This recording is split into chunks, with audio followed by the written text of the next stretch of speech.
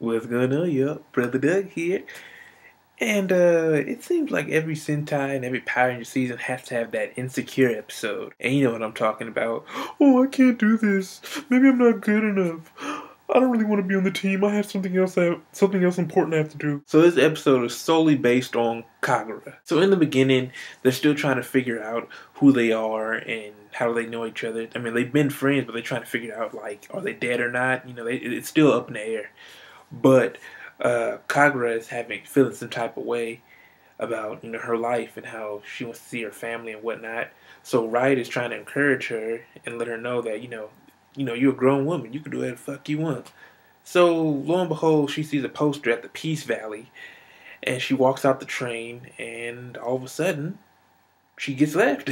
While she's at the Peace Valley, she comes across this monster, and she morphs. She fights the monster, loses. He captures her in a coffin. The others figure out that she's gone, and they come back and get her. However, between that, when you go back to the villain's lair, the general, he dropped a napkin, and the little baby picked it up and was like, "Hey, you dropped something, General?" And the general's like, "Oh yeah, I don't usually pick up stuff that I drop." Well, if it was a $20 bill, you think I'm gonna fucking just forget that? No. Now, for these last 3 episodes, have you guys been noticing a pattern? Love kids as much as next person. I hope to have my own someday. I love my nephews, my nieces, and even my little cousins that come over and watch Power Rangers. They don't know nothing about no Sentai yet. I ain't introduced them to it yet, so just keeping it at that. I was their age. Well, I was a little younger. I was 3 when I first started watching Power Rangers. So I'm going to keep it that way until they get older. Maybe high school. Let's try middle school. But anyways, back to the subject at hand. It seems like all these episodes are focused on kids. Like, come on, the first episode, second episode, and third episode. Like, this episode, the kids are, taken hostage in the coffin with Kagura. I'm like, okay.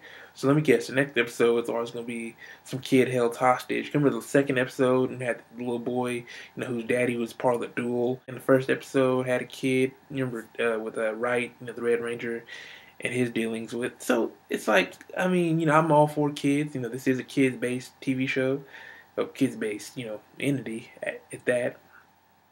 But, I mean, come on, man. You gotta broaden it up a little bit, Toei. So when Wright enters the coffin later on in the fight, because the Peace Valley turns out to be the Death Valley, disguised since, the darkness, the shadow line is taking over.